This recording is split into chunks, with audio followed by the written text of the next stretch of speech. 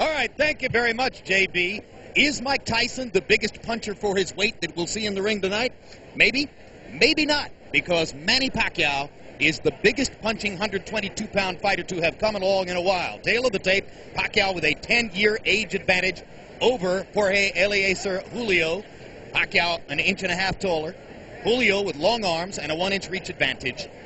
Julio weighed in right on the 122-pound limit. Pacquiao unusually a pound and a half under. And tonight, Pacquiao unofficially weighs 129. Julio, 130. Rules for the bout with Bobby Chaz. This fight is going to be governed by the unified rules of the Association of Boxing Commissions. The scoring will be a 10-point must system. There will be no standing 8 count and no 3 knockdown rule. Fighter cannot be saved by the bell in any round.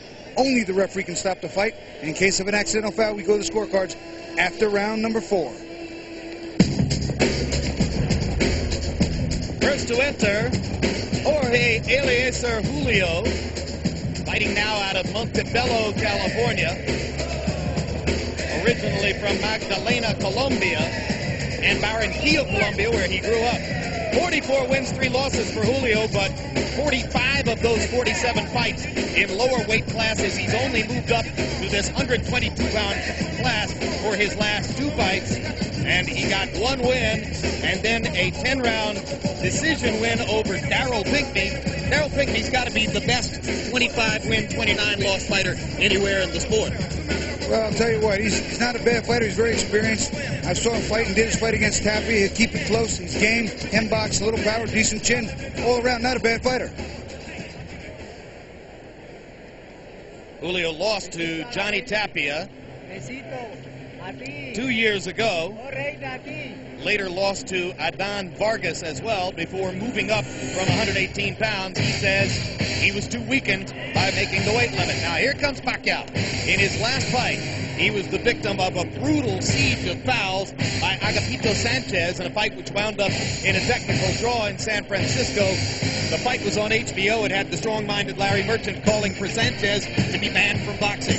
Well, I don't know about banned, but I'll tell you what, that was a really dirty fight. I saw the tapes of it, and it looked like it was a street fight more than it looked like a boxing match. Prior to that, Pacquiao burst on the scene electrically in Las Vegas on the undercard of Lennox Lewis's knockout of Hasim Rahman with a sensational performance against Leshanola Ledwaba of South Africa. Ledwaba had looked like maybe the best in the division. Pacquiao blew him away. You know what? He might have gotten old in a day, Ledwaba, but either way, he got hit by a freight train, and that young kid came at him with punches and bunches from every angle. Aggressive, sharp, strong. I was very impressed. Unusual fighter, big punching southpaw. You don't see them all that often. It'll be Pacquiao's power against Julio's experience and craft as we get ready for this one.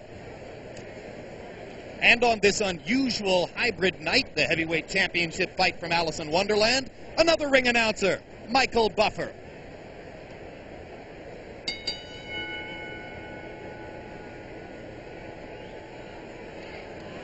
Ladies and gentlemen, here at the Pyramid in Memphis, Tennessee, we welcome you to our first championship bout of the evening. It's brought to you by Murad Muhammad's M&M Promotions.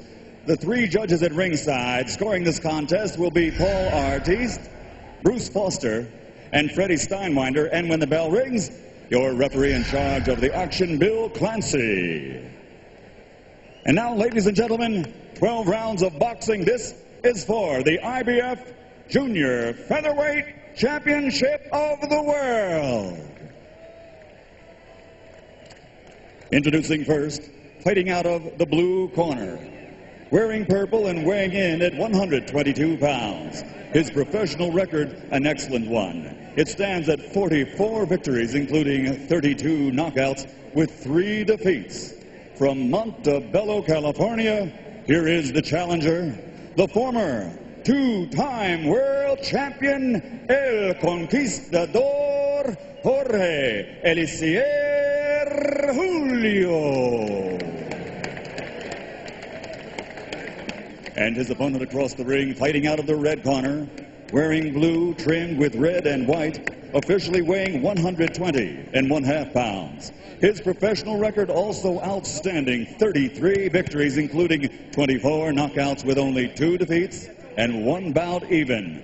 From General Santos City, Philippines, presenting the reigning, defending IBF Junior Featherweight Champion of the World, Manny the Destroyer Pacquiao.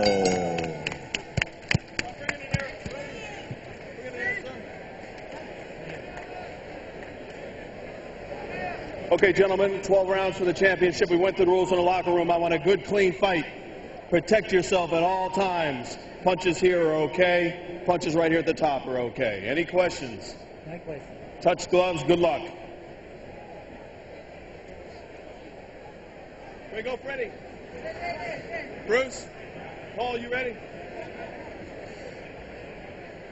Pacquiao trained by the veteran Freddie Roach, former protege of the great Eddie Futch, regarded by some as one of the very greatest of all modern trainers. Eliezer Julio, a part of the stable of Ricardo Maldonado, who sent many top fighters into the ring. Box!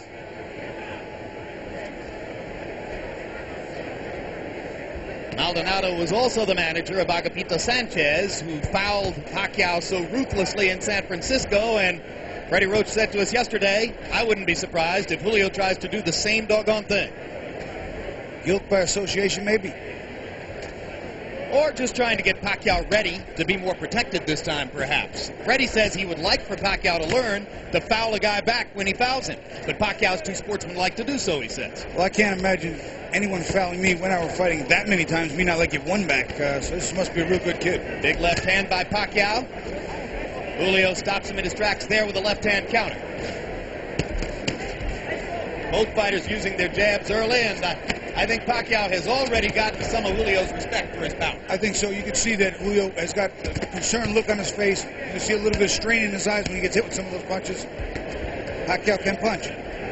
When you come up to 122 from 118 and you get Manny Pacquiao in your third fight in the division, you may be biting off something more than you can chew. But Julio has a lot of knowledge and a lot of craft. Oh, big left hand by Pacquiao. And he got countered by a nice left hand counter by Julio.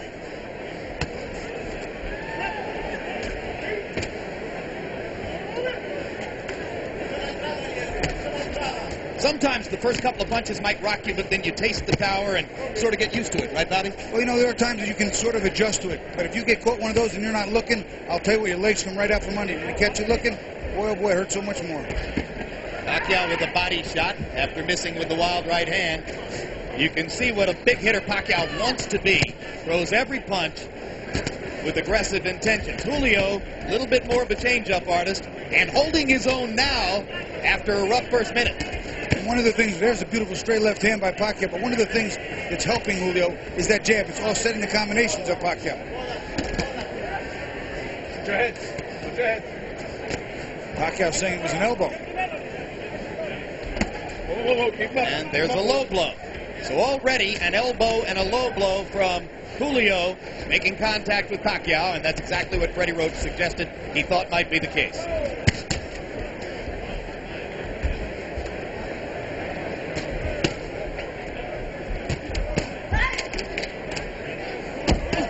When you punch that hard, as Pacquiao is, it takes a lot of energy to start those punches. Oh, that's a huge left-hand shot, and the right-hand shot. No, not down. Don't pull him down, man. As I was saying, it takes a lot of energy to start those punches. If you don't hit something, it takes the same amount of energy to stop them. You could get prematurely fatigued. You have to make those punches hit something. Body shot by Pacquiao. Julio seems a little bit flustered by Manny's power. And the first round comes to a close. No, it's okay. Okay.